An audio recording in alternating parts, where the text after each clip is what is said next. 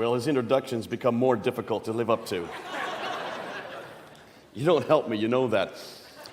Terrific. We're going to do something different tonight. We're going to be looking at material that will be quite damaging to Islam, and that's the whole intention. I make no apologies for that. I've spent 30 years confronting Islam, 20 years in London, doing it weekly at a place called Speaker's Corner. And one of the things that comes up over and over again is the problem concerning Muhammad and the Quran. Those are really the two pillars of Islam. Islam falls if the Quran is not true.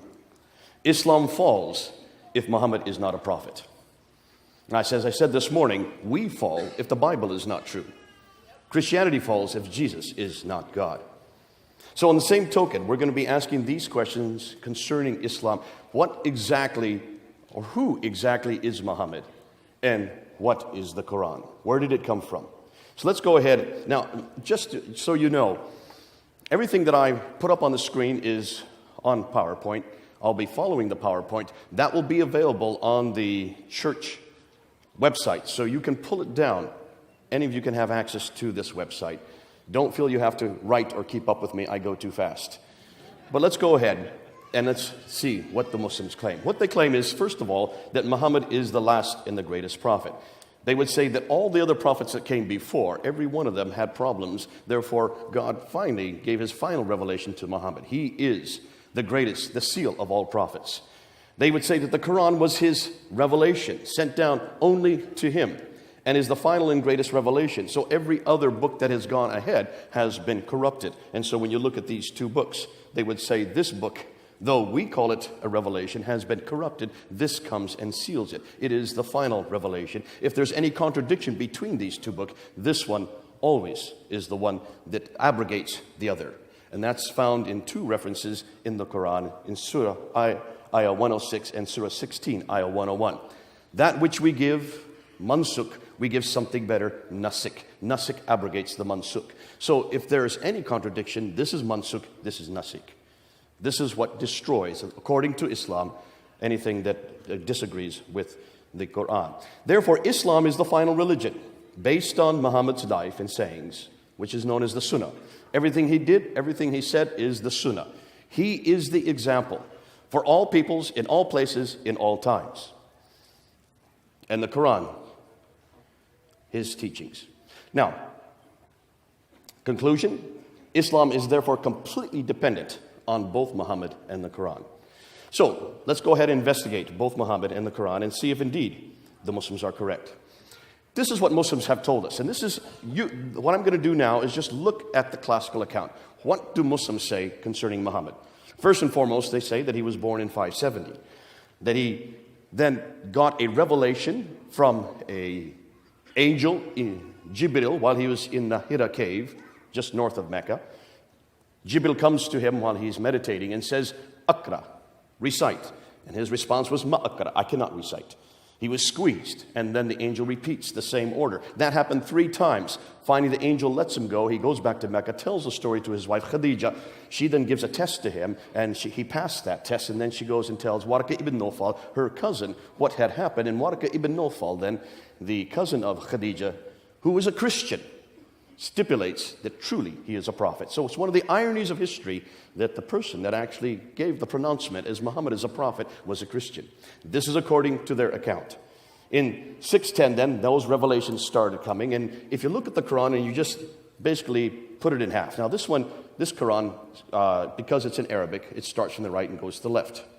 So for if you just split it in half, the first part of the Quran, or what we know as Medina, the second would be Meccan. The name of the 2 cities where he lived. So this would be Meccan, though it's the latter half of the Quran. This would be Medinan, though it's the first half. Confusing, isn't it? Just turn it upside down and you get the right sequence. But it basically says that this part, the latter part, was revealed between 610 and 622, the first 12 years. In 621, he was woken up in the middle of the night, told to get on the back of the winged horse called Burak, there in Mecca, and he flies up to Jerusalem, where in Jerusalem, on the rock, where the Dome of the Rock is built, he then ascends the 7 heavens, meets Allah. Allah tells him to pray 50 times a day.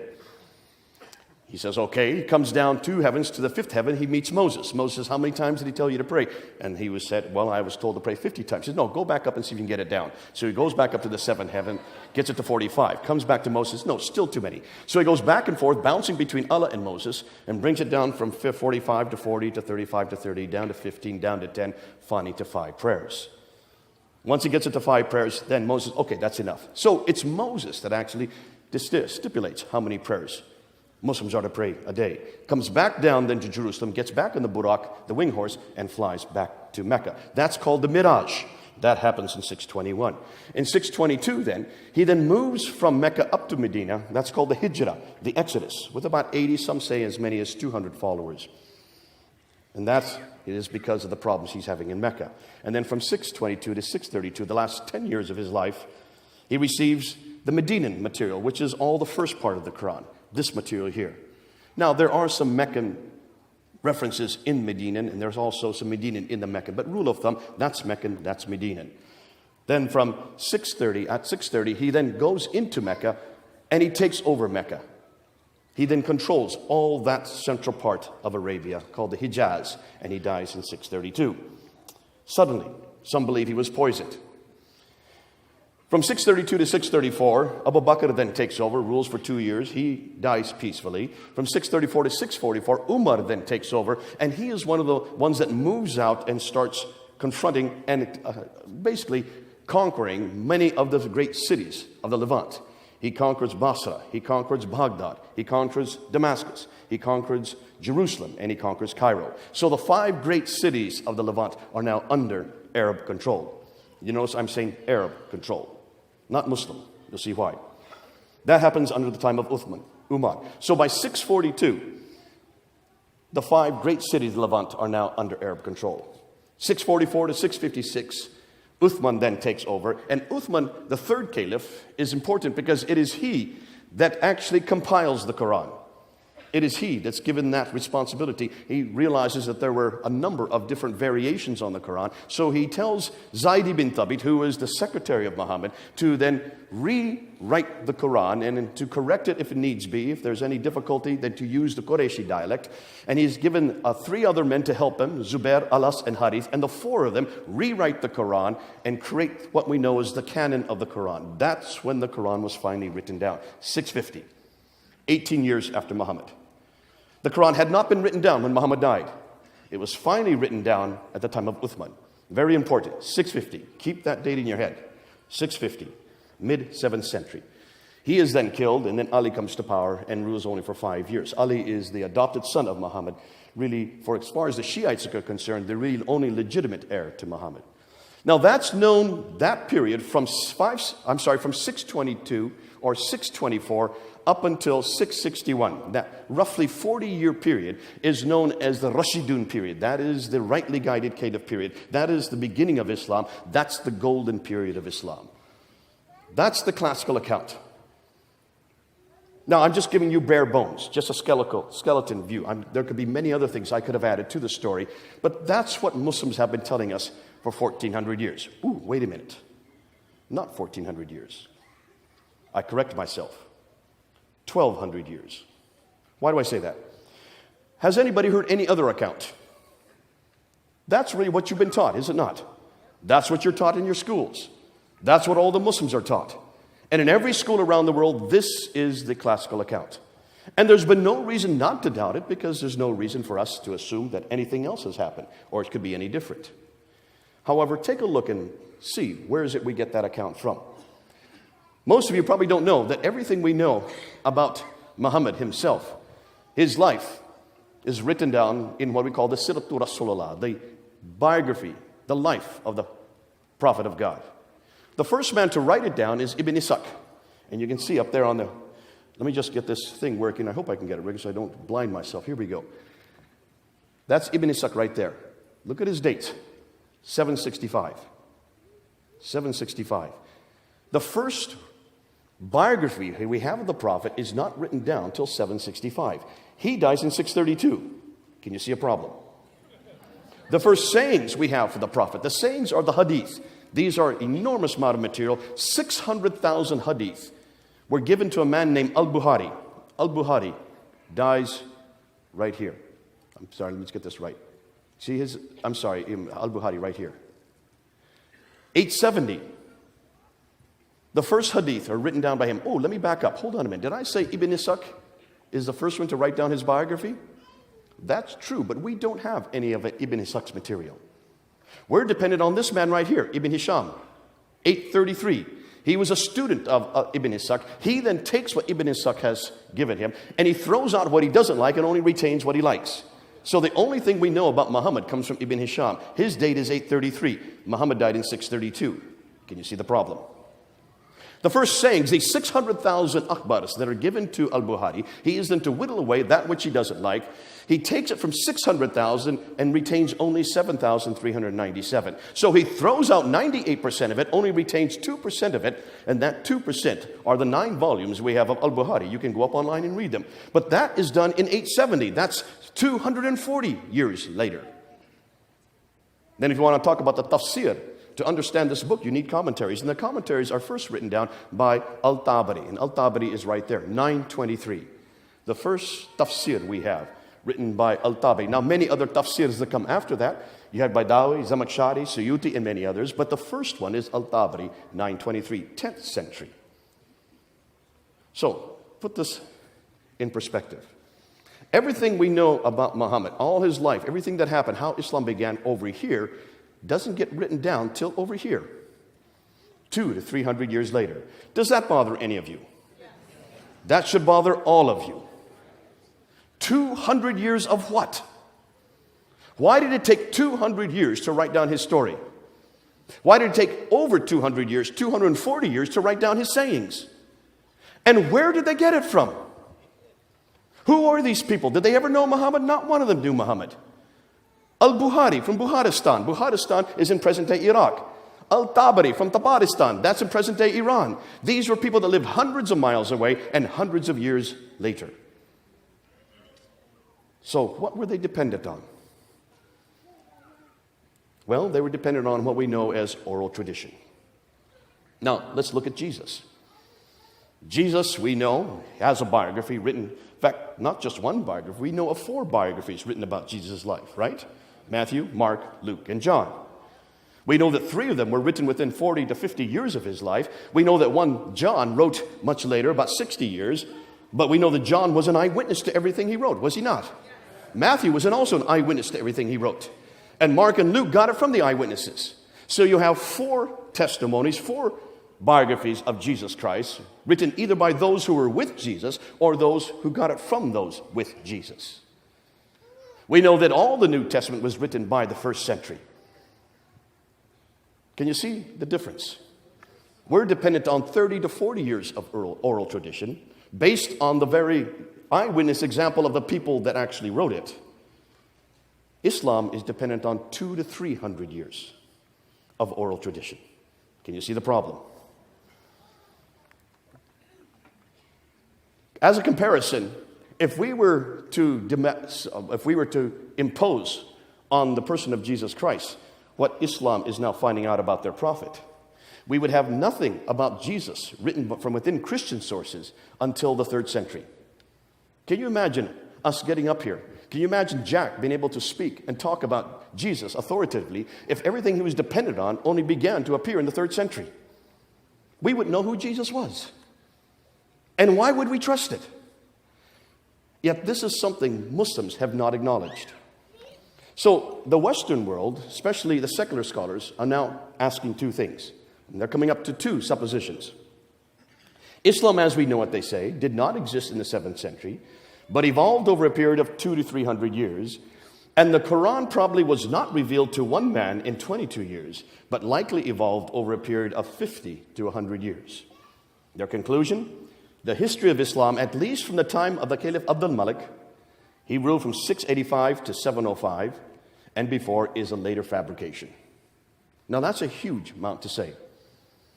But we're going to prove that now tonight. We're going to show you why that's so damaging and what we're now finding. Their concern is this. If so much of the history of early Islam was written down so late, then why did it take so long to write it all down?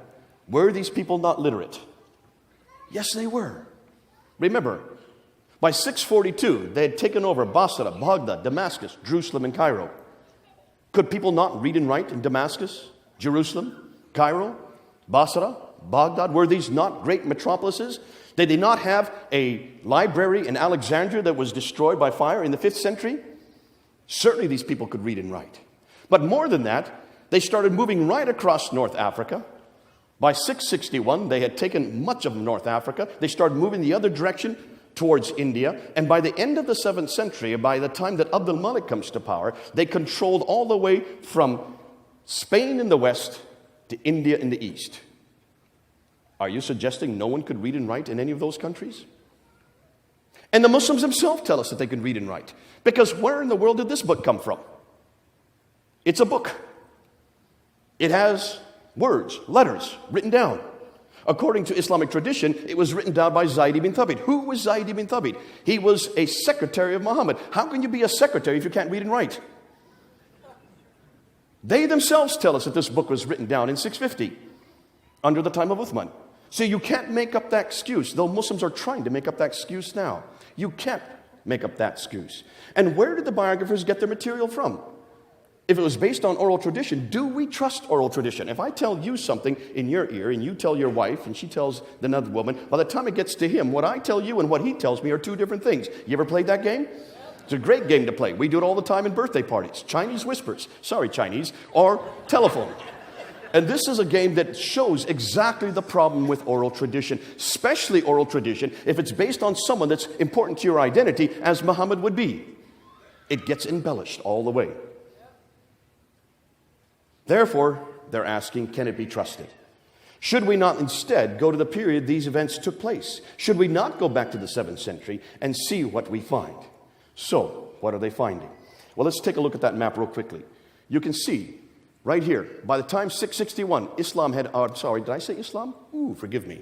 The Arabs had already moved out from this part of the world over into this part of the world, all the way up into here. All that land was under their jurisdiction. I'm losing my... Do we have another one of these? I just think I ruined this one. Here we go. There we go, back again. This area all the way to that area was under their jurisdiction. So we're not talking about a people that were destitute. We're not talking about a people that were persecuted. We're not talking about people that were oppressed like Christianity was to begin with. Remember, Christianity for the first 300 years were underground. They were persecuted. Our scriptures were destroyed. The Diocletian edict in 300 destroyed many of our manuscripts. Islam can't make that excuse. They controlled this whole swath of land. They controlled these cities. There's no way in the world that any of these Qurans should have been destroyed or lost or burnt. So there's a whole new school now that's asking some disturbing questions. Men like Dr. John Wansborough, head of department at School of Oriental and African Studies, who wrote 2 books in the 1970s, Quranic Studies and Sectarian Milieu. These 2 books that were written in the 1970s blew open this whole notion that Islam began with a man named Muhammad. Dr. Hawting, who I studied there at the School of Oriental and African Studies in the 1990s, who has taken much of John Wansborough's material and has put it down to layman's terminology so we can understand it. Dr. Patricia Corona, who was my supervisor when I began my doctorate there in Cambridge University. Dr. Patricia Corona from Denmark. She can read and write 15 languages, all archaic languages. How many of you can read and write 15 languages? Dr. Andrew Rippon from Calgary University in Canada has probably one of the best books written on how to understand this historical material that you can read. Dr. Robert Hoyland, Dr. Hoyland, who is out of Oxford University. He was my second supervisor when I began. He reads and writes 18 languages. These are linguists. These are people that are going back to the original documents. And that's why they're so dangerous. Dr. Yehuda Nevo, out of the University of Jerusalem, who's probably done the best work on looking at the oldest Islamic, or what we know as Arabic inscriptions. And he's probably done a devastating work we'll talk about a little bit more later concerning what we now know about Muhammad. And then from the German school, Dr. Luning, Dr. Prin, Dr. von Bothmer, Dr. Oleg, from Saarland University in Saarbrücken have probably done the best work on the Islamic or the Quranic manuscripts. And we're going to introduce some of their material tonight. But there have been 2 books and 1 documentary which are paving the way. And these are books you can read. The first one was written by Dr. Tom Holland. Dr. Tom Holland was a friend, still is. He and I went and had dinner back in 2006. I had just done a documentary with him on St. Paul. I told him at dinner afterwards that I'm not really an expert on St. Paul, but that he, as a historian, needs to change gears. Now, this man has written 3 bestsellers in Britain. He's considered to be one of our most celebrated historians in Britain today. He wrote Rubicon, which is the fall of the Roman Empire. He wrote Millennium, the fall of the Byzantine Empire. And he wrote Persian Fire, the fall of the Persian Empire. So I turned to him and I said, hold it, stop and think, Tom. These empires fell in the 7th century. What came next? And he said, well, Islam, of course. I said, exactly. You're the best equipped to write the next chapter.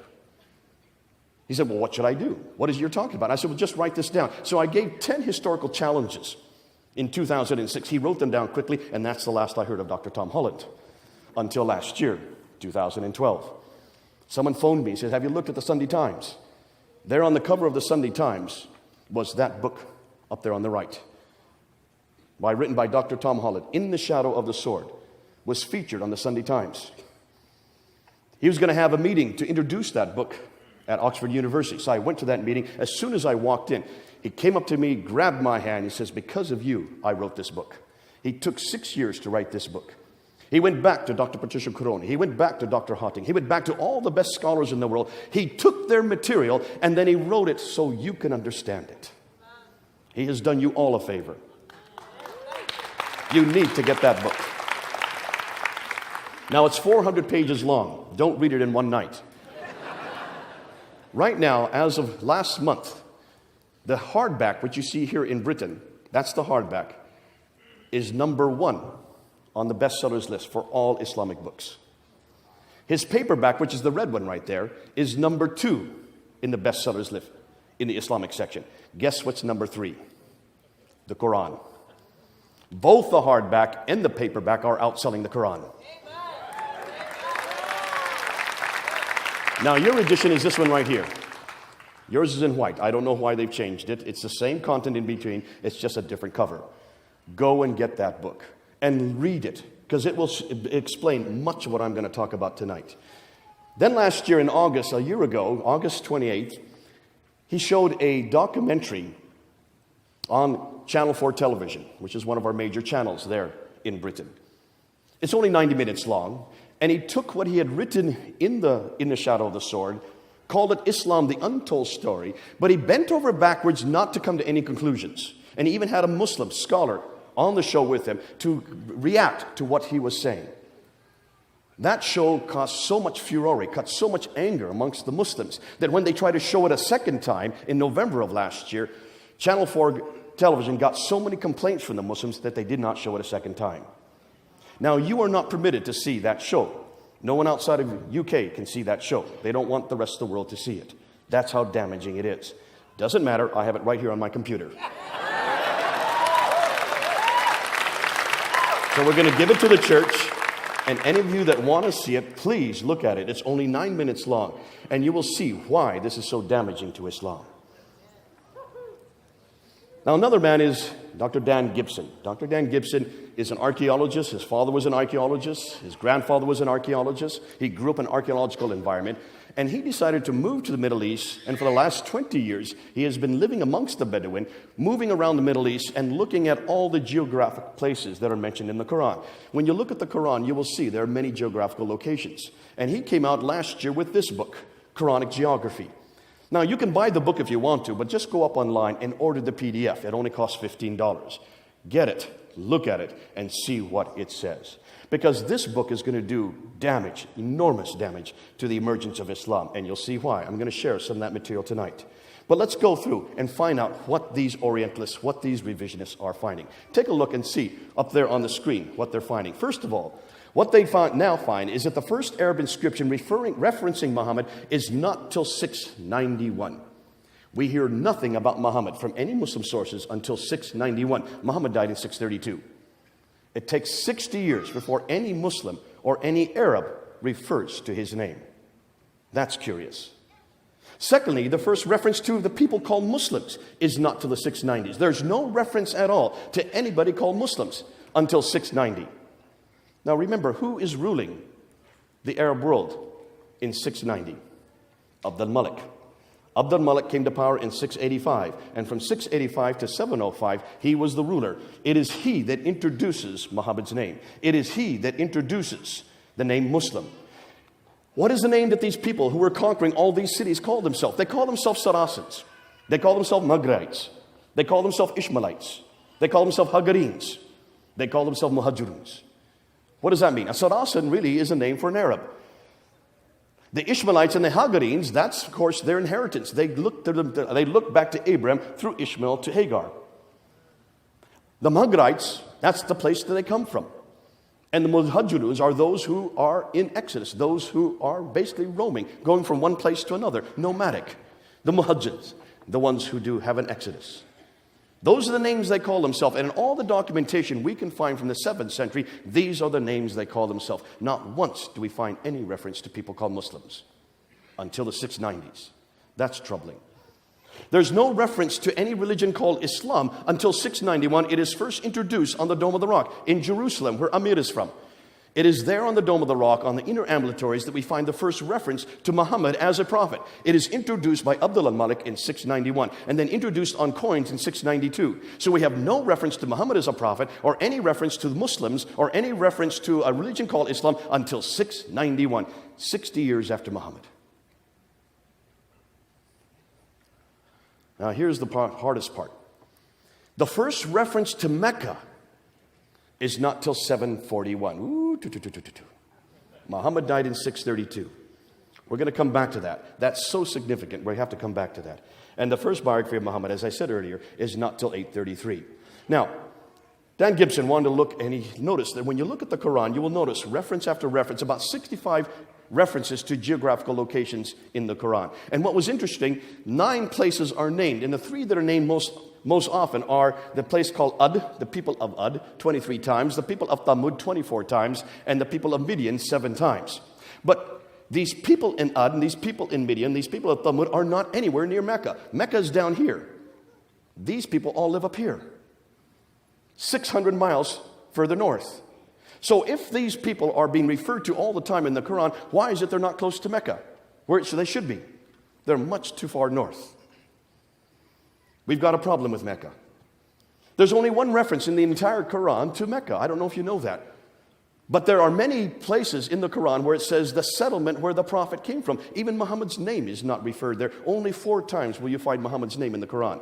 Always you'll find the messenger, or the prophet, or the place of the prophet, or the settlement of the prophet. But it doesn't say which prophet. Muslims haven't put the name Muhammad in there in parentheses. They've included it in there. They've imposed it in there. But that's not what it says in Arabic. Did you know that? So we know there's a prophet. We know he comes from the settlement. But who is this prophet, and from what settlement? That's what we're trying to ask.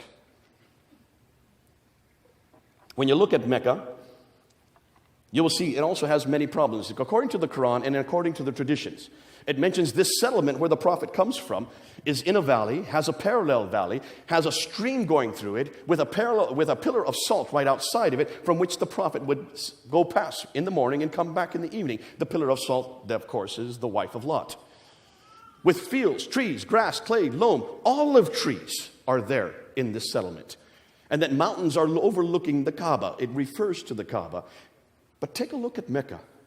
Mecca has no valley. It's a plain. It has no stream. It only has one well, the Zamzam well. There is no pillar of salt anywhere near it. That's 600 miles further north. There are no fields. There is no trees, grass, clay, loam. There are no olive trees. There are no olive trees in all of Arabia. The only olive trees you'll find are around the Mediterranean, 600 miles further north. Mountains overlooking the Kaaba, the closest mountains are 5 kilometers away. There's a problem. Mecca is not in this valley. It has none of these listed above because it is too arid and too dry. Why hadn't anybody noticed this before? The Kaaba that is mentioned, we are told that it resides in the mother of all settlements, but doesn't say where that settlement is. Tradition tells us it is where Adam and Eve were cast down to in Surah 7, Ayah 24. And Muslim tradition tells us that that reference is referring to Mecca, but it doesn't say so in the Quran. That comes to the traditions that are written in the 9th and 10th century that say it's Mecca. And if that is the case, that means Mecca is the oldest city in history if Adam and Eve were sent there. According to the traditions, it's in Mecca that Abraham, I had no idea Abraham lived in Mecca, but that's what the traditions tell us, that Abraham lived in Mecca and that he rebuilt the Kaaba along with his son Ishmael. It's traditions that tell us that Mecca is the center of trade, north, south, east, and west. And that's where the trade route theory comes up. We know about the trade route theory because some of the Westerners actually were the ones that constructed it. But take a look at the trade routes in the 7th century. This is a map from the 7th century looking at all the trade. And take a look. That question mark is where Mecca is. Mecca is not on any trade route map. Mecca is not listed anywhere in any map. There's no reference to Mecca in any documentation from the 7th century. Take a look and see what is listed. Petra. Petra is the center of the trade, right up there. Mecca should be right there. There's a big question mark there, where Mecca is today, but not on any trade route. And take a look at the trade route. This map here, Dr. Patricia Corona looked at, and I hope this, I'm having a little bit problem with my pointer, but see if this works. All the trade was coming from India and China over in here. And of course, they could have gone this direction to get over to the Mediterranean world, but you have mountains. They have the Himalayas and the Hindu Kush. So they had to take the trade across the Arabian Sea here from the western coast of India. And usually they went up through the Persian Gulf, then over into the Mediterranean world. But then there were big wars between the Sassanids, who were the Persians, and the Byzantines, who were the Christians. And they were warring at each other for about 200 years in the 5th, 6th, up to the 7th century, which meant that all the trade had to be redirected down through the Arabian Sea over to Aden, down here in the south, taken off board ship, and they went across on this line, going right up through Najran, Sana, up to Taif. Then, according to Islam, down to Mecca, up to Yathrib, which is the archaic name for Medina, and up to Tabuk, Khaybar, and on up to Gaza in the north. That's the trade route theory. Have you all heard this theory before? Every Muslim tells me about this theory, and every Orientalist has said that's the trade route theory. That's what made Mecca rich. My 10-year-old son saw a problem with that theory. See if any of you can see a problem. Don't look at me, look at the map. Do you see a problem? Does anybody see a problem with that theory? Mr. Navy man, you should know it right away. There you go, the Navy man gets it. There's a sea going right up the west coast. Why didn't they keep it on board ship? That's 1,250 miles by sea. Remember, Dr. Patricia Crone found that you can go 50 miles by land for the same price as 1,250 miles by sea. It's much cheaper to go by sea. That's why we even do it today. All the cars that you're driving out here that are Toyota, that are all the other products that are coming from China do not come overland. They all come by sea because it's prohibitively expensive to take it overland. You've got to protect it. You've got to maintain the camels. You've got to feed them. You've got to also make sure that no dacoits come and destroy your goods. Therefore, why in the world would they take all their goods off board there at Aden? Patricia Corona asked this question in the 1980s, and she wrote a book in 1987 called Meccan Trade and the Rise of Islam. She wrote it while she was head of department at Cambridge, at Oxford University. That book, read it. Basically, she asked a very good historical question. If there was trade going across there, why is it no one took a look at this map? Because right there in Taif, the trade route comes down off the plateau. All of these places, Najran, Tabuk, Khaybar, Taif, Yathrib, they're all on the western plateau. Mecca is not on the western plateau. It's off the western plateau 1,000 feet. From Taif, you have to go down 1,000 feet to get Mecca and then come back up 1,000 feet to get to Yathrib. Why had no one noticed that before? She said, this doesn't make any sense.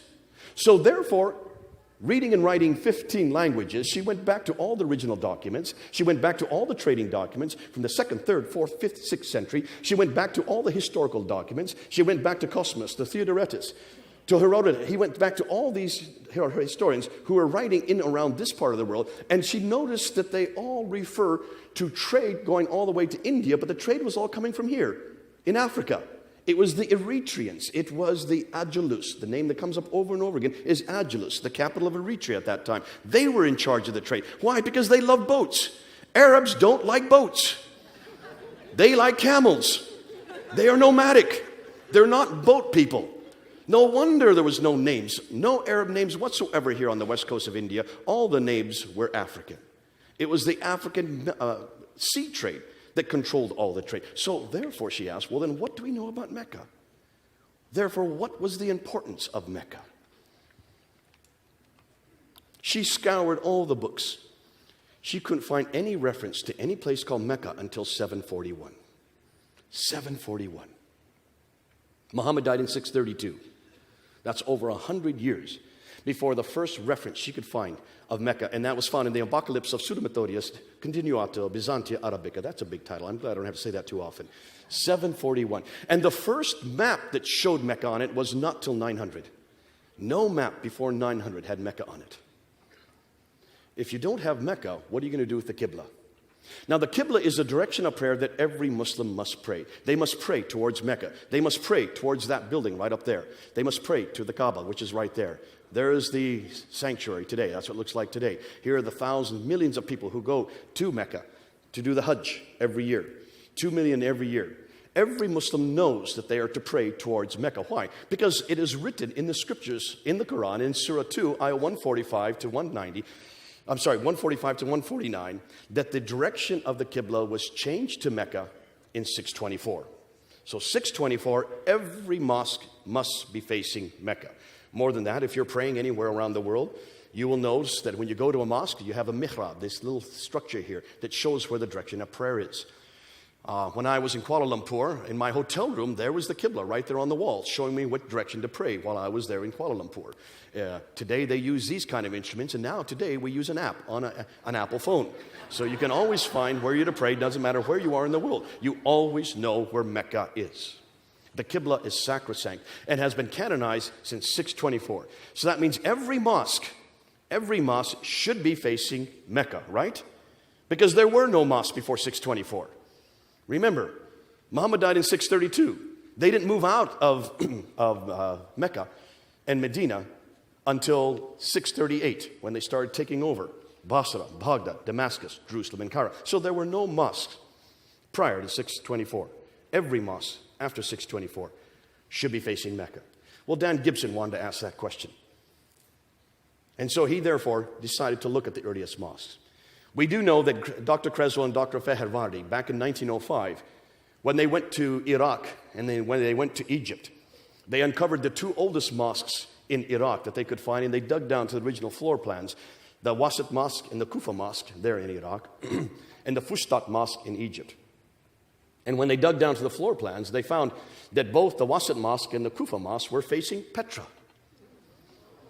and that the Fustat Mosque in Egypt was facing Petra. But they should have been facing Mecca. Now, they said this is a curiosity and left it at that. In 1905, they could say no more. Dr. Gibson wanted to find out a little bit more. And so he decided to go back and re-look at this map. And then he wanted to find out exactly where the Qiblas were on all the oldest mosques. And so he went and visited all the mosques, and then he took pictures from space, because he wasn't interested in where the mosques were facing today. He wanted to see where the original floor plans for the mosques are. And the only way you can do that is to look down and see where the original enclosures are from archaic days. And look what he found. The Great Mosque of Guangzhou in China, built in 630. The Qibla is facing Petra. It should be facing Mecca. This is post 624. The Humayma Mosque in southwestern Jordan. The Qibla is facing Petra. It should be facing the other direction, towards Mecca. The Great Mosque of Baalbek in Lebanon. Do you see where the Qibla is facing? Petra. It should be facing Mecca. In 705, look at the date, 705. Muhammad died in 632. We're talking about a good 60 to 70 years later. The Great Mosque of Sana'a in the capital of Yemen. It's facing Petra. It should be facing Mecca.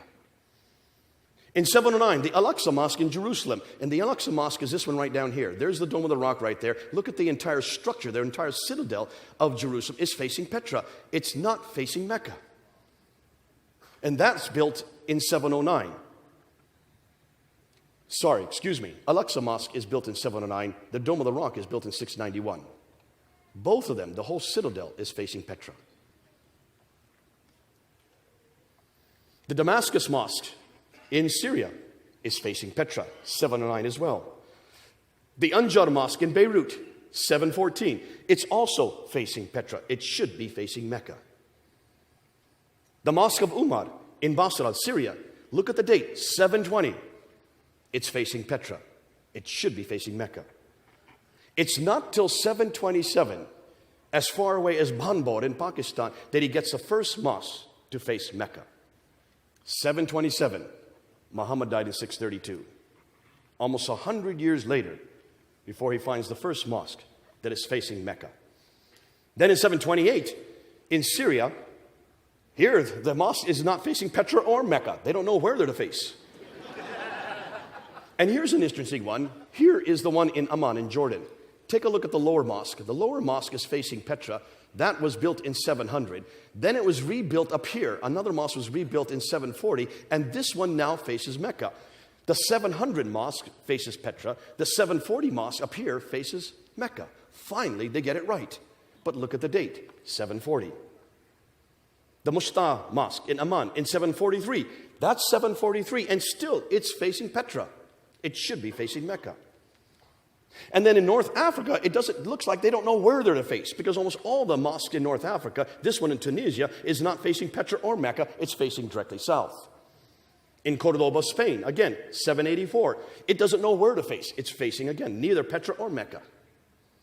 Here's another one in Tunisia, in Karaoun, in 817. It's neither facing Petra or Mecca. It's facing somewhere south. So what is his conclusion? Every mosque, up until 725, every mosque in the first 100 years is facing Petra. And then for the next 100 years, between 725 and 822, 12% are facing Petra, 50% are facing Mecca, 38% are facing parallel. It takes them to 822 to finally get every mosque to face Mecca. Takes them 200 years to finally get it right. Now, I've heard Muslims try to come back. Well, I said, well, they didn't know where directions were. Now, please, hold on a minute. These were camel herders. They went through the deserts. There were no roads in the deserts. How did they find their way? How could they find these oases in the middle of these sand dunes? They used the stars. Certainly they knew where Petra was, and they knew where Mecca was. And what's most curious, why is it that every mosque up until 725, all of them are facing Petra from as far away as China? That's what's curious. The fact that uniformly they're all facing Petra for about 100 years after Muhammad's death. If you take a look and see why, look where Petra is. Petra is at the center of the trades. It's at the center of the world at that time. I don't know how many of you have been to Petra. Have anybody here been to Petra? What have you noticed about Petra? It's a city of tombs and temples, isn't it? Beautiful, beautiful carvings out of the solid rock. And you go there and you will see that this is the center of the Nabatean civilization. The Nabateans were the precursors to the Arabs. Arabic comes from Nabatean script. Almost all the traditions that we see in Arabia come from Nabateans. They were the precursors. They were the ones that introduced Arabia. They were the ones that gave it its language. And they were the ones that we can trace all the way back to the 2nd century BC. We can trace that this was the center of the world. This was a center of worship. This is where all the temples were facing. And that's why all these mosques were still following the same direction that all the temples have been following. But take a look at Petra a little closer. Petra is in a valley. It also has a parallel valley. There's a stream going right through Petra. It has fields, trees, grasses. It has clay. It has loam. It has olive trees. It is near the pillar of salt. In fact, it's Petra in a valley, has all of the items listed in both the Quran and the traditions. Thus, it looks like it's Petra that is a place the Quran and the traditions are referring to.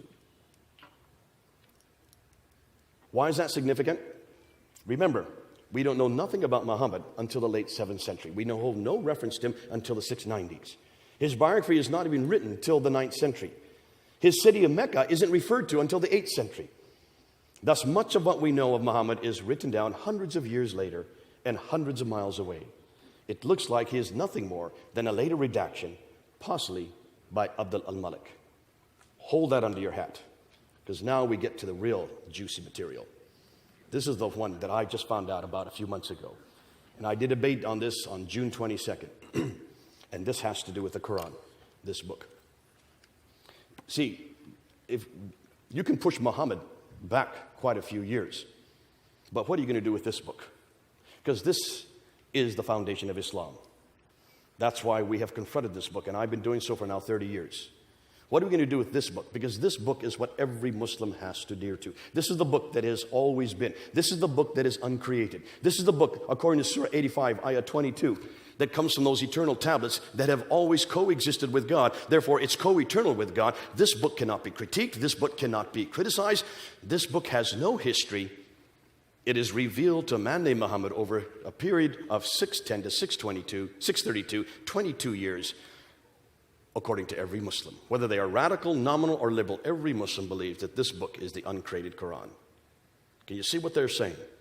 The Quran is the greatest wonder among the wonders of the world. This book is second to none in the world according to the unanimous decision of the learned men in points of diction, style, rhetoric, thoughts, and soundness of law and regulations to shape the destinies of mankind. That's in the Hadith, the Mishkat al-Masabi, which is a compilation of the 6 most authoritative Hadith. Muslims will say, Muhammad hath forged it. Answer, bring therefore a chapter like unto it. And call whom ye be to your assistance besides Allah if ye speak. This is the greatest of all revelations, they tell me. I've had many debates. I remember doing a debate with Sheikh Umar Bakri Muhammad there in Trafalgar Square, right there on Nelson's column, in front of 5,000 Muslims who were there to have a rally for Islam in an August afternoon. There, back in the 1990s. I got up, he asked me to come up onto the plinth with him. Sheikh Umar Bakri Muhammad is probably the most radical cleric there is. And we had a debate, impromptu debate for about 45 minutes in front of all these thousands of Muslims on the Quran itself. And after about 45 minutes, he finally turned to me and he said, well, listen, if you don't like the Quran that much, then bring therefore a chapter like it. Show me anything that can equal this book. And I took out my Bible and I opened up to Psalm 23. And I just started reading Psalm 23. And I started reading it, they turned off the microphone.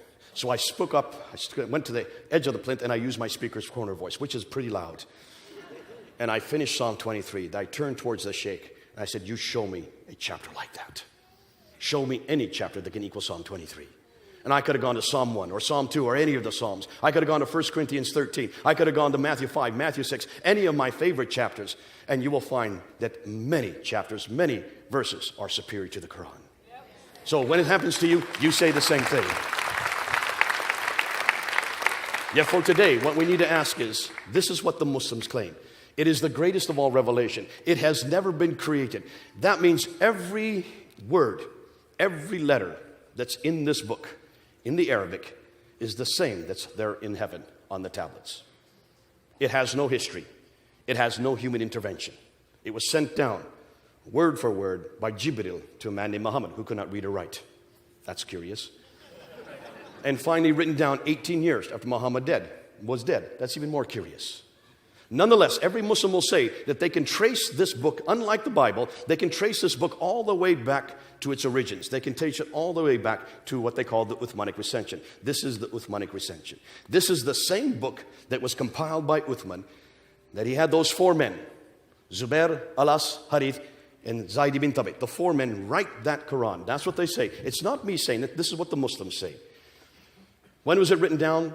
According to Al-Bukhari, and this is what Al-Bukhari's written, you can see it on the right there, this is the translation on the left, that Uthman in 650 did not have the entire corrected Quran text at hand, as Al-Bukhari admits. A large part of the Quran may be lost, for he then orders 3 to help Zayd ibn Thabit, Zubair, Alas, and Harith, to revise the codex, which was given to Hafsa, the daughter of Umar, and correct it where necessary, even recalling a verse, chapter 33, verse 23, which had been missing from the original text. Isn't that curious? Uthman then takes Hafsa's Quranic manuscript and has the 4 compilers rewrite the text. And in case they disagreed, they were to write it in the dialect of the Quraysh and order that all the other Quranic materials, whether written in fragmentary manuscripts or whole copies, be burnt. Why would you burn manuscripts? Unless they disagreed. He then sent every Muslim province 1 copy of what had been copied. And that's what Muslims have told me for 30 years. And that's what you've heard, that 4 copies were then made of the original Quran. 1 was left in Medina, 1 was sent to Basra, 1 was sent to Baghdad, and 1 was sent to Damascus. Have you heard this? Every Muslim will tell you this. And if there are any Muslims here in the room tonight, you will agree that there have been 4 original copies. Where are those copies? That's what we're asking tonight. Where are those copies? And I've asked this for 30 years. And in every debate, I've asked, Where are those copies? Now, Muslims always tell me that two of the copies still exist today. One is called the Topkapi manuscript, which is in the Topkapi Palace, there in the Topkapi Museum in Istanbul, in Turkey. And the other is called the Samarkand manuscript, which is in Tashkent, in Uzbekistan. This is the Topkapi manuscript, and there's a picture of it. The Topkapi manuscript. If you look up on the screen, you will notice, if you look carefully, you can see some blood stain right there. See some blood stain on it right there? That, according to Islamic tradition, is the blood stain of Uthman. He was reading it, and while he was reading, he was killed, and that's his blood on the copy. So this is an original Uthmanic recension. This is what every Muslim tells me. And if there's any Muslims here tonight, please tell me I'm wrong. Because this is what every Muslim has told me. This is the original copy. In Turkey, in Istanbul. And there's been no reason for me to disagree, because I've never been able to look at it. None of us have been able to do any study on it. We can't do any forensic testing. I'd love to do some accelerated mass spectrography. I'd love to be able to do some carbon testing on it, dating it to make sure that this is from the 7th century. We're not able to touch it. No one can touch it. This is the other one, the second one, the Samarkand. There's a picture of it up on the wall. The Samarkand is in Tashkent. That, according to Muslims, is the second manuscript. These are what are known as the Uthmanic recensions. Now, since no one has been able to look at it, of course, there's been a problem. We've just had to take them at their word. That wasn't until 2002. In 2002, two men in Turkey were then given access to this manuscript and also to the Tashkent manuscript. These two men are known as Dr. Ekmeledin Ihsanoglu and Dr. Tayyar Altıkılıç. The reason they were given access to it is because they are the ones that actually control those manuscripts. They live in Turkey. Dr. Tayyar Altıkılıç is the world's scholar, leading scholar in Quranic studies, ex-president of Turkish Religious Affairs, deputy in the Turkish parliament.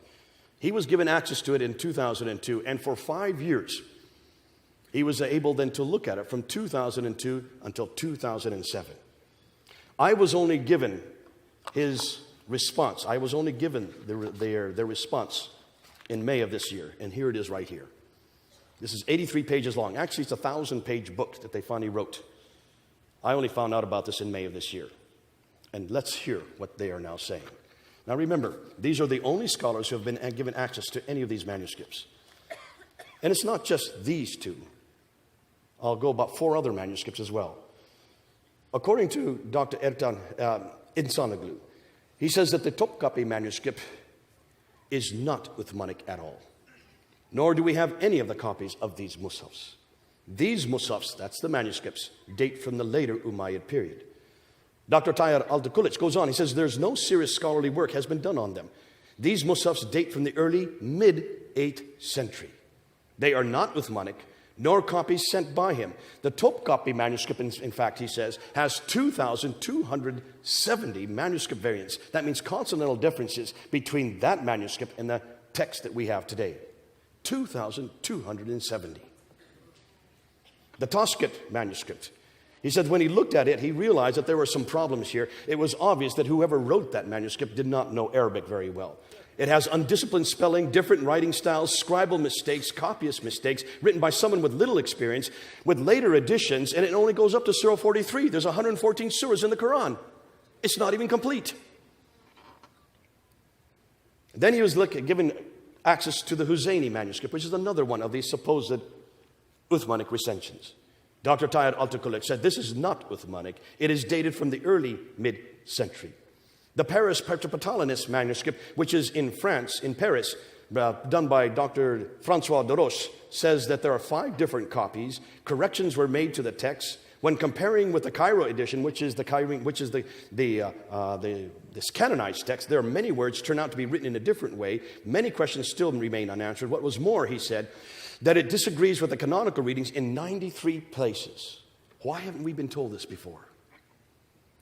When they looked at the Ma'il Quran, which is in London, which is where I live, the Ma'il Quran, considered to be the second oldest Quran, dated to the late 8th century. It is not 7th century. It is not even complete. It only goes up to Surah 43. And then when they looked at the Sana manuscript, probably the most damaging, the Sana manuscript, which was discovered in 1975 in Yemen, The Germans were permitted to look at it in 1981.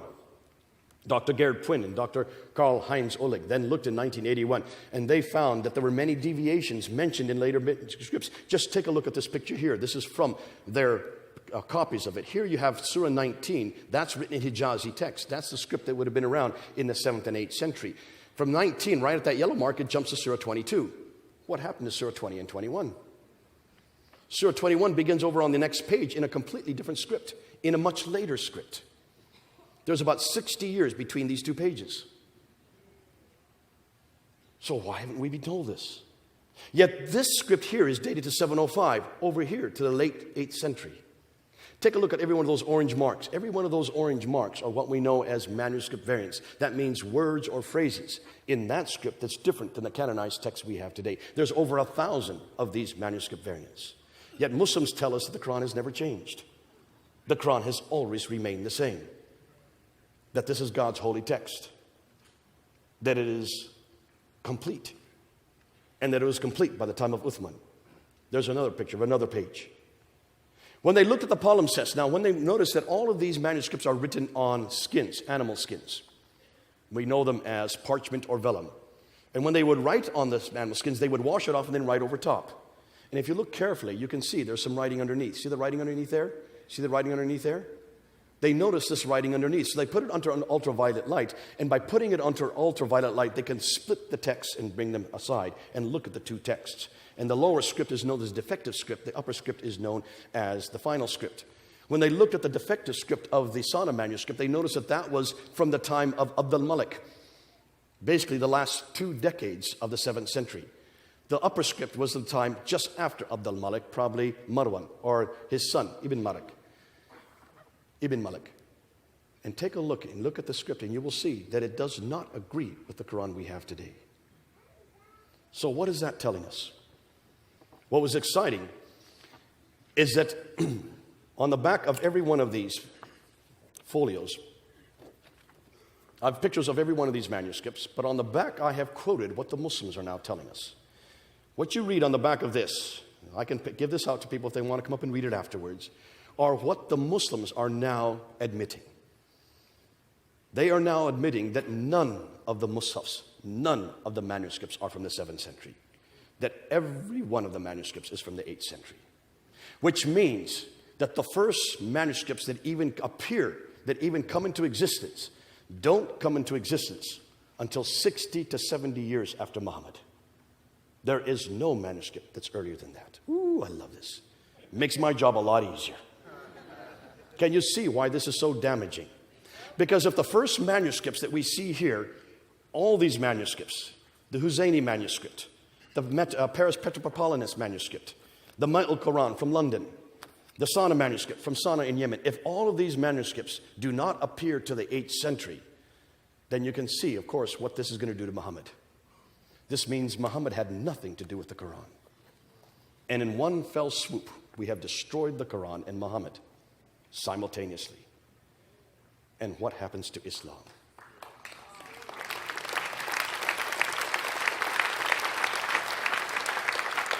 Now, I introduced this in June 22nd, the first time I'd heard about this, because I had always assumed that these Qurans began with Uthman. It wasn't until May of this year that I found out different. I went to this debate and I introduced it at the debate. The debater, Adnan Rashid, who's considered probably one of the best debaters in Britain today, had no response. He held up a coin. He says, Mr. Smith, if you don't believe that the Quran existed in the 7th century, take a look at this coin. There you can see the name of Muhammad written on it. There you can see the Shahada. I said, exactly. Do you know who made that coin? His name is Abd al-Malik. You just made my point. He introduces that coin in 691. I've just got done saying that. It is he that introduces Muhammad as a prophet on that coin and also on the Dome of the Rock. It's Abd al-Malik who is the one that creates and begins the first Quran. It's Abd al-Malik, the one that names who the prophet's going to be. It's Abd al-Malik who is one that introduces the name Muslim. It's Abd al-Malik who introduces the name Islam. It all begins with Abd al-Malik. You're going to hear this name more and more. And have you noticed that all the mosques are facing Petra until immediately after Abd al-Malik, and then they start to face Mecca? It all begins with Abd al-Malik. So who is Abd al-Malik?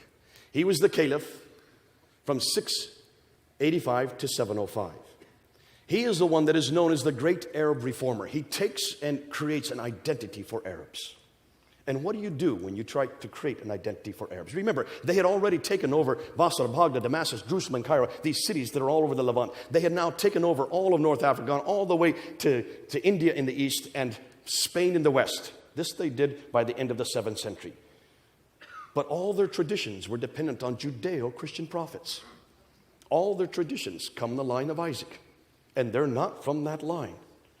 They needed a prophet who comes from Ishmael. So what do? You create a prophet. And you redact it back to the man who started the conquest. And we know that Muhammad is historical. He is the one that begins the conquests. He dies in 632. But if he's a prophet, he has to have a book. So you start amassing and borrowing from many different sources. And look at the Quran. It is full of borrowing. 70% of the Quran we can now trace back to Jewish apocryphal writings and Christian sectarian writings. There's nothing new under the sun. They borrowed right, left, and center. But when you start compiling it, there are going to be different Qurans. You can see there were different schools. There was one school in Damascus where a man named Abu Ubay ibn Ka'b had a manuscript that was different from Basra, where there was another Quran that was written by a man named Ibn Musa, which is different from another Quran that was in Baghdad named Ibn Masud, which is different from another Quran that was in Medina, written by a man Zayd ibn Thabit. You remember those names? These are all in their traditions. I'm referring to their own traditions. Dr. Arthur Jeffries in the 1930s looked at all these traditions, and he just looked at what they said about the Quran.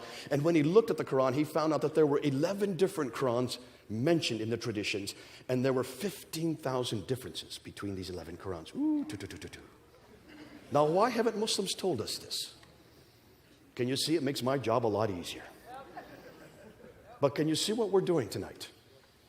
Everything I've said tonight is now agreed by Western scholars. Western scholars are now concluding that the earliest Quranic manuscripts begin to appear in the 8th century. Muslim scholars conclude that the earliest Muslims appear in the 8th century. And now, finally, Islamic Awareness. Islamic Awareness is probably the biggest Muslim website that deals with manuscript evidence. They've been a pain in our side for the last 30 years. Go up on their website and look at their manuscript section. They are now quoting Dr. Tahir Altukulich. They have to. They have no other choice.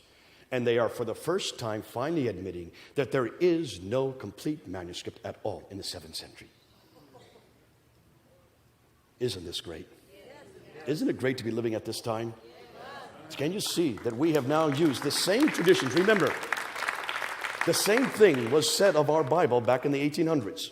Wellhausen, there in Tübingen, there in Germany, started attacking our Bible, saying that much of the Bible is nothing more than redactions, many oral traditions, folk tales that were put together possibly in the 6th century BC, redacted to a man named Moses in 1400 BC, about a man named Abraham in 1900 BC, but that we can't trust any of it. Remember when that came out? And there was a documentary hypothesis, and then there was the redacted criticism, there was source criticism, there was literary criticism, higher and lower criticism, and by 1905, this had moved down into the seminaries, had come down into the churches, and all across Europe, the churches were decimated. Destroyed the church by 1905. So that today in Europe, only 5% of people go to church. See what historical criticism has done to our Bible. But we were jacked up. We realized we've got to do our homework. And that's why we started looking around and finding artifact after artifact. And God bless the British. They went all over the world and they stole everything they could and put it into the British Museum so we could look at it. And if you come to London, I will take you to the British Museum, and you've got to see all the artifacts in the British Museum from the Assyrian period, the 9th and 8th and 7th century BC, from the Babylonian period, from the 7th and 6th century BC, up into the Persian period that supports 1st and 2nd Kings, 1st and 2nd Chronicles, 1st and 2nd Samuel. Come and see how it supports the book of Genesis, the book of Jeremiah, the book of Daniel. Oh, it's beautiful. All of it using the same criticisms that we've asked of Islam. We can now support almost every. In fact, there has not been one piece of evidence that has now been found that controverts one properly understood biblical statement. That's how good our Bible is. We have passed the test. And if you want to look at the New Testament, Just come and look at what we have now found. We have now found 12 either partial pieces of manuscripts from the 2nd century. We have now found 68 manuscripts from the 3rd century. We have found 46 from the 4th century. You add that up, that's 124 manuscripts that predate the Sinaiticus, the first complete 27-book manuscript there in the British Library. If you look at those 124 partial manuscripts, you can reproduce the New Testament many times over. And that's 300 years before the Quran even came into existence. We have 230 manuscripts that predate the 6th century. That's 100 years before the Quran even came to existence. What did I say came into existence? Oh, excuse me, the 8th century. The first Quran only begins to appear in the 8th century. Ooh, I love my Bible. And it makes my job an awful lot easier. See, we're asking the same questions of Islam that we've asked of our own Bible. We've passed that test. The Bible passed every test. Source criticism, redacted criticism, the documentary hypothesis, every one of them have been answered. And that's why I take my Bible everywhere I go. And I love it when they say it's been corrupted. I just ask 2 simple words, where and when? Where and when? And then I have the platform to just talk about my Bible for the next hour. And you can do the same. You can do the same. Islamic Awareness has now agreed that all the Musafs, all the earliest manuscripts, that includes the Topkapi, that includes the Samarkand, that includes the Sana manuscript, that includes the Ma'il manuscript, that also includes the Huzayni manuscript, and also the Petropatalus, Paris manuscript. Every one of those earliest 6 manuscripts are all from the 8th century. None of them from the 7th century. So therefore, if the Western scholars agree, if the Muslim scholars agree, if Islamic Awareness agrees, therefore, I conclude that if the earliest Musafs begin to appear in the 8th century, then Muhammad had nothing to do with the Quran. That's my conclusion. Now, I was there in the mid-July, I was there on the ladder, and I looked down into the crowd of Muslims that were below me, and I noticed that one of the Muslims in the crowd was from Islamic Awareness. His name is Mansour Ahmad. He's one of the writers for the Islamic Awareness. He had his camera on me as I was showing these different pictures of these different Musafs, his Musafs. I turned to Mansour and I said, everything I'm reading comes from your website. And I just read from his website, quote after quote after quote. I said to Mansour, you say that the Quran has never changed. You tell me that the Quran is perfect. You tell me that the Quran is complete. And that there has been no manuscript that has been destroyed, that all the manuscripts agree. Yet here, I'm just showing you from your own website that the Topkapi manuscript has 2,270 difference from the Quran we have today. That the Samarkand that you believe was perfect only goes up to Surah 43, was written by an amateur. You're the ones that are writing this on your website. I said, I therefore challenge you to find one complete manuscript from the time of Uthman. One complete manuscript from the 7th century. He closed up his camera and walked away. He had no response. It makes my job an awful lot easier. Now, the historical assessment concerning Islam, that the first Arab inscriptions referencing Muhammad only begin in 691. The first reference to Muslims until 690s. The first Arab reference to Muslim is just prior to 749.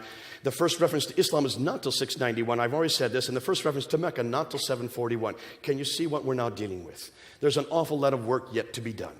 We now are going to have to piece all the pictures together. We don't have a complete understanding of what this all says. But what we can now say pretty much categorically is that the Quran does not come from God. It probably began with Abdul Malik. And it certainly does not come from Muhammad. And if we don't know anything about Muhammad until the late 7th century, and we don't even have his biography until the 9th century, then should we trust any of it? Now, I want to be careful. If there are any Muslims in the audience, I'm not here to destroy Muslims. I'm here to destroy your Quran. I have nothing against Muslims. It's this book that bothers me. Because it's this book that does to you what I see going around the world. It's this book that damages women. It's this book that damages men. It's this book that damages my God. It's this book that damages Jesus Christ. That's why I can only confront this book. And it's your prophet that takes this book and supposedly gives it credibility. That's why we're doing what we're doing tonight. And I want to tell Muslims, listen, this book no longer is the Word of God, but this book is.